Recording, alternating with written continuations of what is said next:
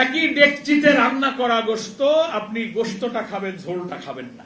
সালাউদ্দিন সাহেব তো মনে করেন যে উনি সর্বজান্তা মন্ত্রী, উনার দপ্তর হচ্ছে স্বরাষ্ট্রমন্ত্রী, কিন্তু সবাই বলে উনি সর্বমন্ত্রী। উনি মনে করেন সংবিধান শুধু উনি একাই বোঝেন। আপনারা আমাদের মুনাফেক বলেন, তো আপনাদেরকে ইমানদার বলবো? নিজের দেহ ভোট অস্বীকার করেন। প্রিয় ভাইরা, আমাদের সেই স্বপ্ন কি সফল হতে যাচ্ছে? এই প্রশ্ন এখন জাতির কাছে। তা যদি হবে, তাহলে এত বড় রক্তাক্ত বিপ্লবের পর পার্লামেন্টে কেন একথা বলতে হয় যে জুলাই সনদের ভিত্তিতে তৈরি করা গণভোটের গণরায়কে বাস্তবায়ন করো? এই কথা কেন রক্তাক্ত বিপ্লবের পরে ওই জুলাই জোরধারা আবার সেই জুলাই বিপ্লবের বেনিফিশিয়ারি পার্লামেন্ট দাঁড়িয়ে সেই বক্তব্য রাখবে? আবার ট্রেজারি বেঞ্চে যারা থাকেন সরকারি দলের এমপি পার্লামেন্টে দাঁড়িয়ে বলেন এই পার্লামেন্টে এত আননেসেসারি জুলাই বিপ্লবের কথা বলার দরকার। আপনারা নিশ্চয়ই পার্লামেন্টের সেশনগুলো অনলাইনে অবজার্ভ করেন। এই বক্তব্য একজন এমপি রেখেছে বিএনপি যে এত আননেসেসারি জুলাইয়ের কথা বলার দরকারটা কি? যে জুলাই বিপ্লব, যে গণভোট 2025 সালের 13 নভেম্বরের জুলাই সনদ বাস্তবায়ন আদেশ একটা প্রেসিডেন্সিয়াল অর্ডারের ভিত্তিতে একই দিনে গণভোট হলো, জাতীয় ভোট হলো, যে ভোটের বেনিফিশিয়ারি হয়ে প্রধানমন্ত্রী হলেন, এমপি হলেন, মন্ত্রী পরিষদে চলে গেলেন, ক্ষমতায় গিয়ে আপনি জুলাইয়ের রক্ত, এত শহীদ, এত জীবন দেন, এত হাজারি, হেলিকপ্টার করে ছোট্ট শিশুকে গুলি করে হত্যা করা, পুলিশের এপিসি কার থেকে নিথর দেহকে ছুঁড়ে ফেলে দেওয়া, মৃতদেহকে পুড়িয়ে জ্বালিয়ে ছাই করে দেওয়া, এই লোমহর্ষক স্মৃতি আপনি ভুলে গেলেন? এত নিষ্ঠুর, এত মানবতা মনুষ্যত্বহীন হয়ে আপনি রাষ্ট্র ক্ষমতায় বসে থাকতে পারেন? কই, আপনি তো সেই পার্লামেন্টের মেম্বারকে থামালেন না। আপনি সেই গণভোটকে অস্বীকার করেন, বলেন যে এই গণভোট সংবিধানে নাই, এই প্রেসিডেন্সিয়াল অর্ডারের কোন এখতিয়ার রাষ্ট্রপতির নাই, সংবিধান সংস্কার পরিষদের কোন প্রভিশন নাই, শপথের কোন বিধান নাই। একথা কখন বলছেন? 17 অক্টোবর 2025 জাতীয় সংসদের দক্ষিণ প্লাজায় ফ্যাসিবাদ বিরোধী আন্দোলনের রাজপথে যে নিবন্ধিত রাজনৈতিক দলগুলো ছিল সবাই মিলে আমরা যারা জুলাই সনদে স্বাক্ষর করেছিলাম, সেই 17 অক্টোবর 2025 থেকে নিয়ে 2026 12 ফেব্রুয়ারি যে জাতীয় নির্বাচন আর গণভোট হলো একই দিনে, 17 অক্টোবর 2025, 12 ফেব্রুয়ারি 2026, 4টা মাস মাঝখানে চলে গিয়েছে, গণভোট হয়েছে।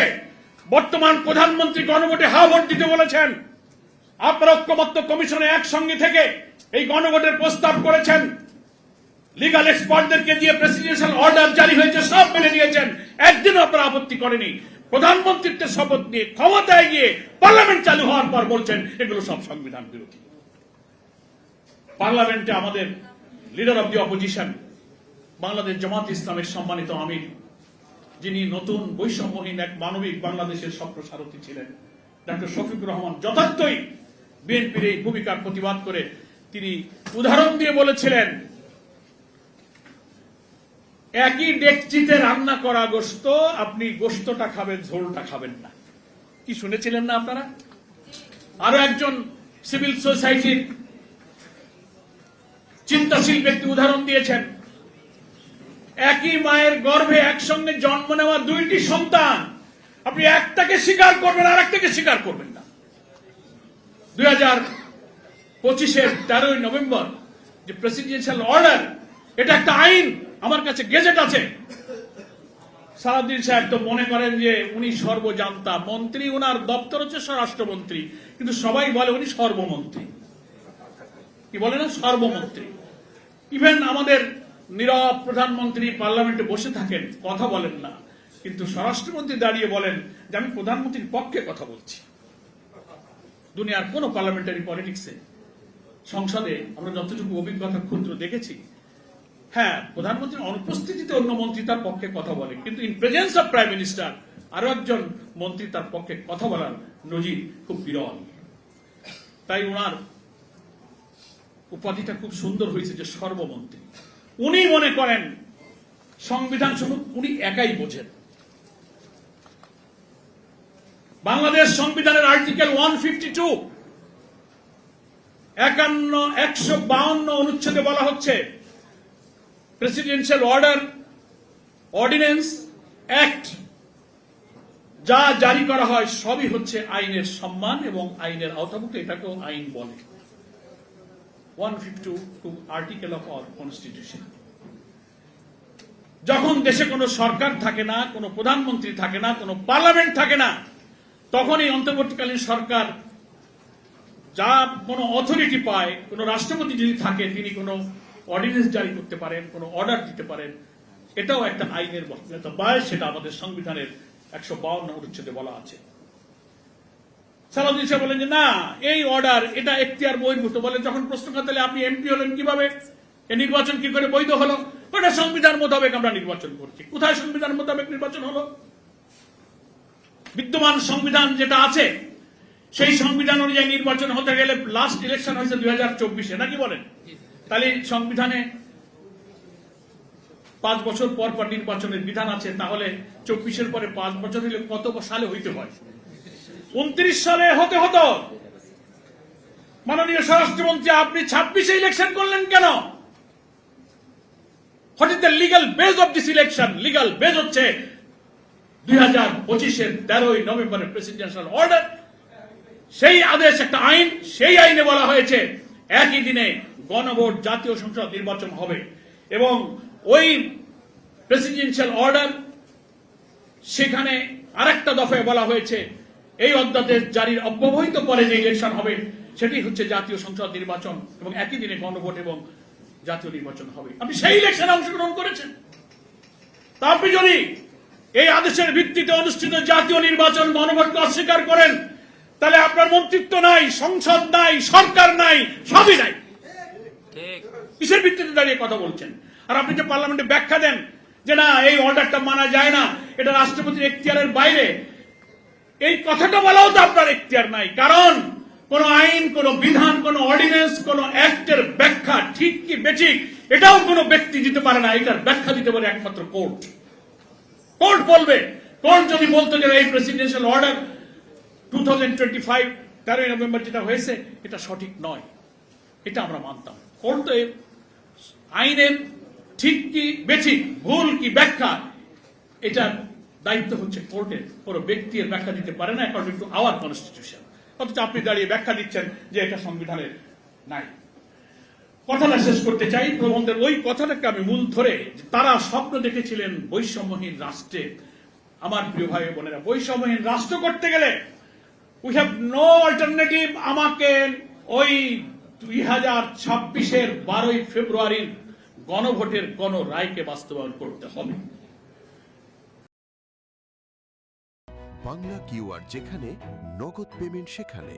সারা দেশে 10 লাখেরও বেশি মার্চেন্টে নগদে পেমেন্ট করুন খুব সহজে। জুলাই সনদকে বাইপাস করে নিজের ইচ্ছায় ওনারা যে 12-14টা ভিন্ন মত দিয়েছেন ওটা বাদ দিয়ে যা থাকে সেই সনদের অংশটুকু নিয়ে ওনারা এই সংশোধন করতে চাচ্ছেন। কিন্তু আমি যে মৌলিক সাংবিধানিক পরিবর্তনগুলোর কথা বলছি তা যদি বাদ দিলে যেটুকু থাকবে এটা রাষ্ট্র কাঠামোর ফ্যাসিবাদী চরিত্র কখনো দূর হবে না। এরকম সংবিধানে যারাই নির্বাচনে ক্ষমতায় আসবে তারাই আর একটা হাসিনা হয়ে ফ্যাসিবাদের জন্ম।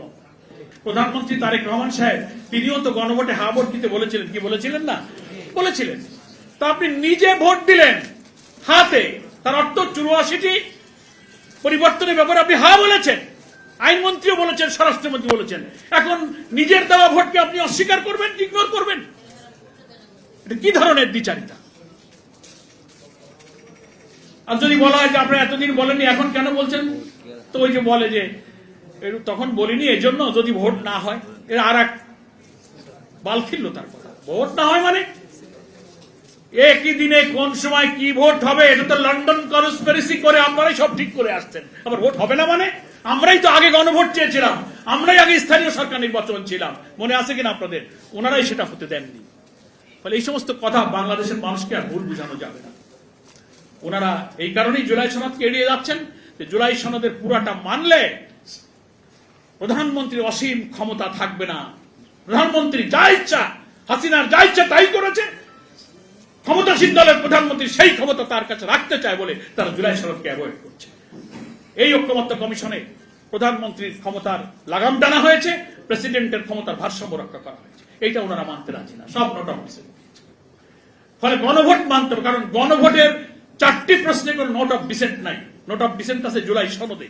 এই জন্য দেখবেন খেয়াল করে ওনারা কিন্তু জুলাই সনদ অক্ষরে অক্ষরে মানবে এ কথা বলে, কিন্তু একদিনও কিন্তু বলে নাই যে আমরা গণভোটের রায় মেনে নেব, তা কিন্তু বলেনি। অর্থাৎ সেই গণভোটে ওনারাই হাবট দিয়েছেন, কিন্তু সেটা মানবো তা তারা বলেন। আর ওনারা বলেন যে বিরোধী দলের উপরে, জামাতের উপরে ভূত চেপেছে, তারা মুনাফেক। তা আপনাদের এত নির্জলা দেওয়া কথা যখন ভঙ্গ করেন, আপনারা আমাদের মুনাফেক বলেন, তো আপনাদেরকে ইমানদার বলবো? নিজের দেয়া ভোট অস্বীকার করেন, একই সাথে একই মায়ের পেটে জন্ম নেওয়া 2 সন্তানের জাতীয় ভোটটা মানেন, গণভোটটা মানেন। এটা বিচারিত হয় না? এটা ইমানদারি হয়? এগুলো আর না হলে বলেন পার্লামেন্টে এসে দাঁড়িয়ে যে হ্যাঁ আমরা গণভোটে হাতে ভোট দিতে বলেছিলাম, ভুল বলেছিলাম, আসলে আমরা নিজেরা হাতে ভোট দিই নাই। এটা বলেন পার্লামেন্টে, সত্য কথাটা বলেন সাহস থাকলে, আমরা হাতে ভোট দিইনি তাই গণভোট মানে, তাও তো বলবেন। ধন্যবাদ সবাইকে, অনেক সময় হয়ে গেছে।